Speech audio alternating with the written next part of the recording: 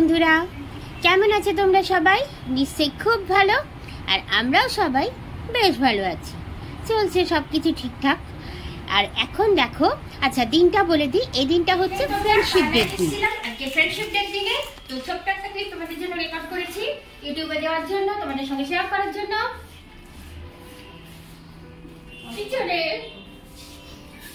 এখানে আমার সব বন্ধুরা আছে, এই যে টুবাই, মিমি, সাজিদ, আর ওখানে মিষ্টি সুন্দরী, আর যিনি মানে আমার আইব্রোস আজকে করে দিলেন, যিনি এখন ভিডিওটা করছেন, তাকে একবার আমি দেখাচ্ছি তোমাদের। এই যে প্রিয়া সুন্দরী, ঠিক আছে? তো এই দেখো, আমি একবার 360 ভিউতে আমার বন্ধুদের সবাইকে দেখিয়ে দিচ্ছি তোমাদের। সবাই একটু হাত নিয়ে দাও, হাত নিয়ে দাও, হাত নিয়ে দাও। তো সবাই বলে দাও একবার হ্যাপি ফ্রেন্ডশিপ ডে। শুনলে তোমরা, তোমাদের সবাই মিলে উইশ করলো। তোমরাও আমার পাশে থেকো যেভাবে আছো, কি তাই তো? তাই তো? চলো আবার পরে মানে আসছি তোমাদের সঙ্গে দেখা করতে। দেখলেই তোমরা, ফ্রেন্ডশিপ ডের দিন গেছিলাম সন্ধ্যেবেলা একটু পার্লারে, তো বেশ ভালোই কাটলো সময়টা। ওদের সঙ্গে দেখাও হলো, প্লাস একটু মানে আমার আইব্রোসটা অনেকদিন করা হয়নি, তো সেই আইব্রোসটাও করে এলাম। আর এই দেখো, বাড়ি এসেই আজকের ভাবলাম একটা নতুন জিনিস ট্রাই করি, মানে নতুন রেসিপি বানাই। তো এখানে দেখো, তার জন্য যেটা করতে হচ্ছে সেটা হচ্ছে এই দেখো, বেসন আর দই দিয়ে প্রথমে একটা পেস্ট বানাতে হবে, পেস্ট বা একটা ঘোল মতো বানাতে হবে। তো এটা বানাতে গিয়ে যে অবস্থা হলো, এই দইয়ের প্যাকেট ছিটতে গিয়ে, মানে এটা আমার করে দিচ্ছে আমার বর, হাত দেখে বুঝতেই পারছো, আমি মোবাইল ধরে আছি, ক্যামেরা ধরে আছি, কিন্তু এটা চাপতে গিয়ে প্যাকেটের অন্যদিকে ফুটো হয়ে গিয়ে এসে যাচ্ছে তাই অবস্থা, জামা কাপড়ে টেবিলের চতুর্দিকে ছিটকে। তো যাই হোক, যাক, সেসব তো পরিষ্কার করাই হলো।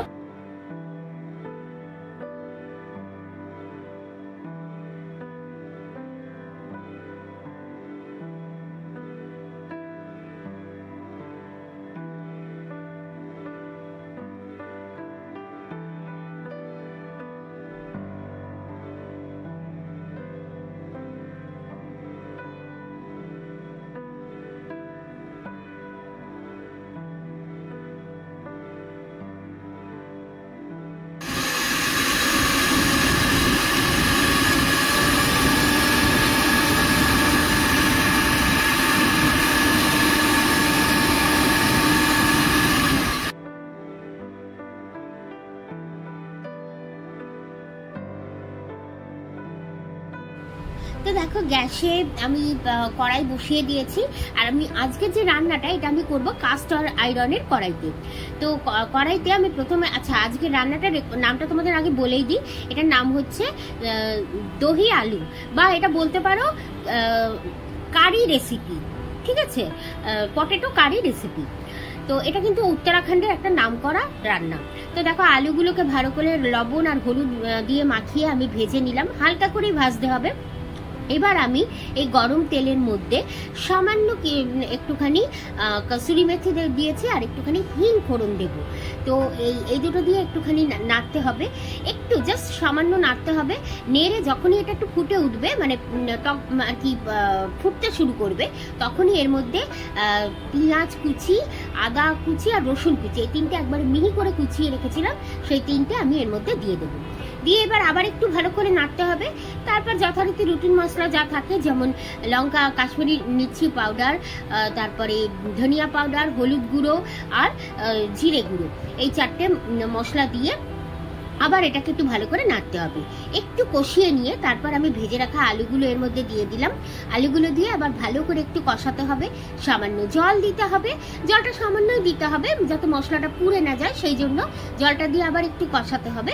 আর তারপরে যেটা দিতে হবে সেটা হচ্ছে ওই যে দই আর বেসনের মিক্সচারটা আমি বানিয়ে রেখেছিলাম, সেই দই বেসনের মিক্সচারটা ঢেলে দিতে হবে। তো দিয়ে এবার কনস্ট্যান্ট একটু নাড়তে হবে, কারণ যেহেতু আমাদের দই আছে, না নাড়লে কিন্তু ফেটে যাওয়ার চান্স থাকে। আর একটা টিপস তোমাদের বলে রাখি, যখনই কোনো রান্নায় তোমরা দই দেবে, তখনই সেই দইটাকে আগে থেকে ফ্রিজ থেকে বের করে রেখে দেবে। এবার দেখো, উপর থেকে আরেকটু আমি ভাজা মশলার গুঁড়ো এর উপর ছিটিয়ে দিলাম, তাতে গন্ধ আসবে খুব সুন্দর একটা। আর তারপরে ঢেকে দিলাম। এবার আমি আলাদা একটা প্যানে, আচ্ছা ওটাকে কিন্তু আমি ঢেকে দিয়ে হালকা করে গ্যাসে আঁচ করে দিয়ে ফুটতে দিয়ে দিয়েছি। আর এবার আলাদা একটা প্যানে, ফ্রাইং প্যানের মধ্যে আমি দিলাম তেল। এটা দেওয়ার অর্থ হচ্ছে আমি এবার আলাদাভাবে এর ওপর দেবো এই যে রান্নাটা, মানে দহি কারি যেটা, মানে পটেটো কারি যেটা, পটেটো দহি কারি, সেটা আমি ফোড়ন দেবো। এই ফোড়নটাই কিন্তু এই রান্নার আসল একটা স্বাদ এনে দেয়। তো এখানে দেখো তেলটা বেশ গরম হয়ে গেছে, খুব ভালো মতো গরম হয়ে গেছে। তোমরা চাইলে ছোট যে তড়কা প্যান আছে তাতেও দিতে পারো। তো তারপর আমি এর মধ্যে দেব শুকনো লঙ্কা, ভালো ভালো দেখে 4-5টা শুকনো লঙ্কা দিয়ে দিলাম, 4টে দিয়েছি আমি। শুকনো লঙ্কাগুলো একটু লালচে হলে তারপর আমি এর মধ্যে দেবো সর্ষে।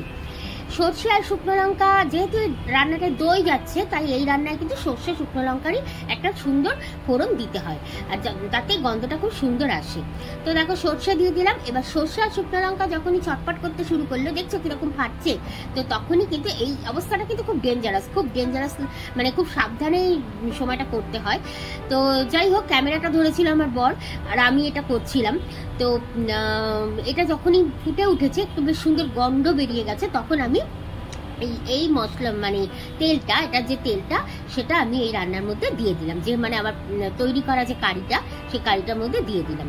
আচ্ছা, গ্যাসটা কিন্তু আমি অফ করে দিয়েছি এই অবস্থায়, আর লঙ্কাগুলোকে বেছে বেছে আমি এইভাবে দিয়ে দিচ্ছি। তোমরা বলতে পারো আমি ডাইরেক্ট কেন ঢাললাম না, ছাঁকনিতে ছেঁকে ঢাললাম সর্ষেগুলো, কারণ সর্ষে পড়লে আমার ছেলে খাবে না, ছোট ছেলে একদমই খেতে চায় না, সেই জন্য। আর এই দেখো তৈরি আমার পটেটো কারি রেসিপি। উত্তরাখণ্ডের এটা একটা দারুণ ডিশ, তোমরা একবার বাড়িতে বানিয়ে দেখো। আর এর সঙ্গে কিন্তু পুরি, তারপর আমাদের যে লুচি, এমনি সব মানে রুটি, সবকিছুই মানিয়ে যায়। The next morning.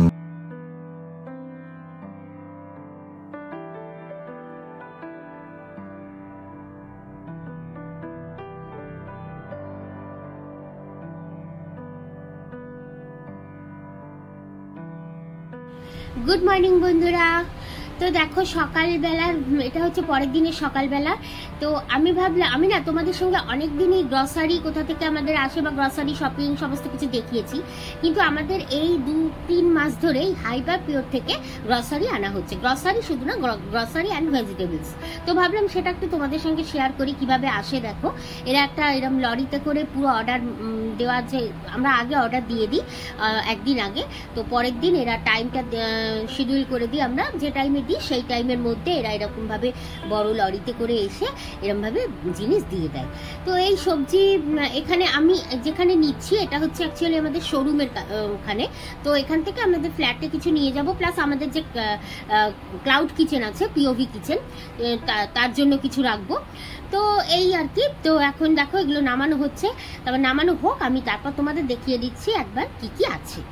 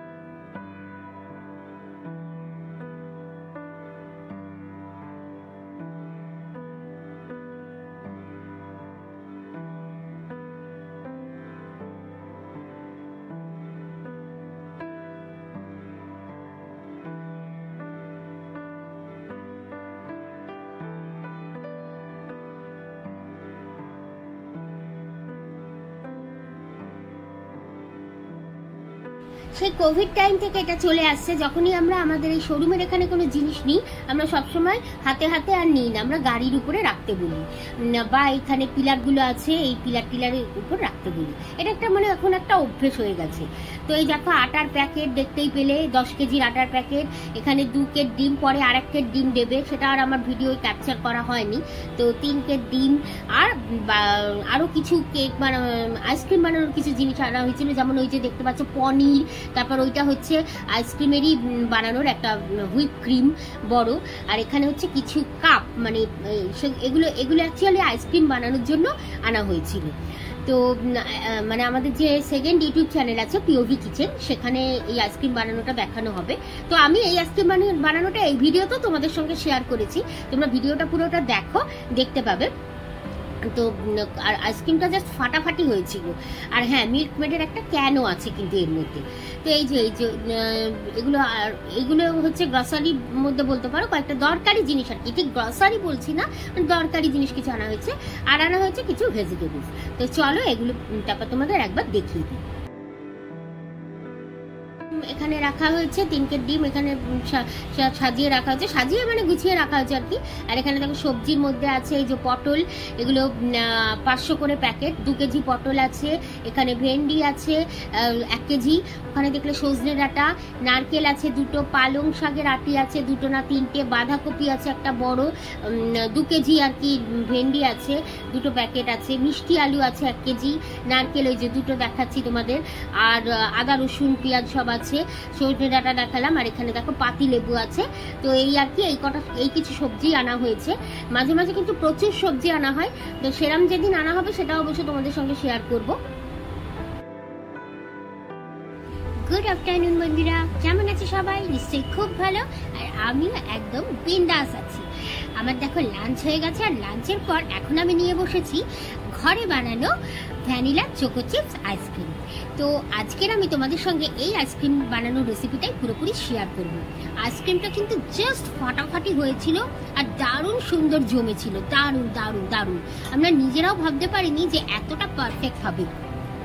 গতকাল বিকেলে আমার হাজবেন্ড আর বড় ছেলে মিলে আইসক্রিমটা বানিয়েছিল, আর এটাকে বের করা হয়েছে আজকের এই 12টা নাগাদ। তো পারফেক্টলি জমে গেছিল জিনিসটা, খেতেও দারুণ টেস্টি হয়েছিল।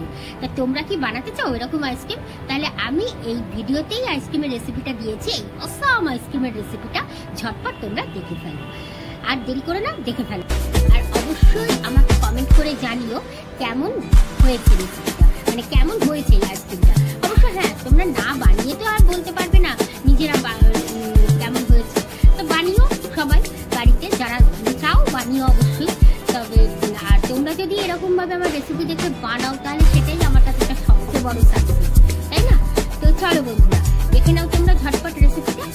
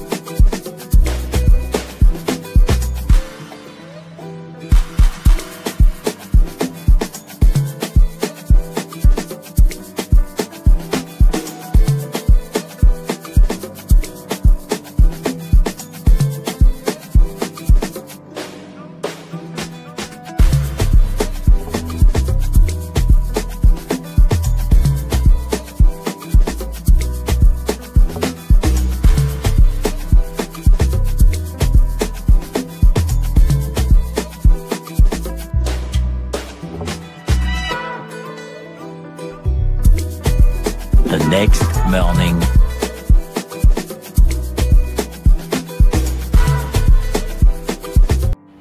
আর এই দেখো ফ্রিজ থেকে বের করবার পর আজকের এটাকে বের করা হয়েছে ফ্রিজ থেকে বের করার পর দেখো জিনিসটা দেখতে ঠিক এরকম হয়েছে।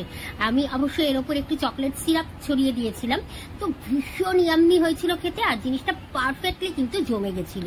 তো তোমরা আর দেরি করো না, এরকম টাইপের আইসক্রিম যদি ঘরে ঝটপট করে বানাতে চাও তাহলে এই রেসিপিটা দেখে ফেলো, একবারে পারফেক্ট হবে কিন্তু। চলো আজকের মতো টাটা।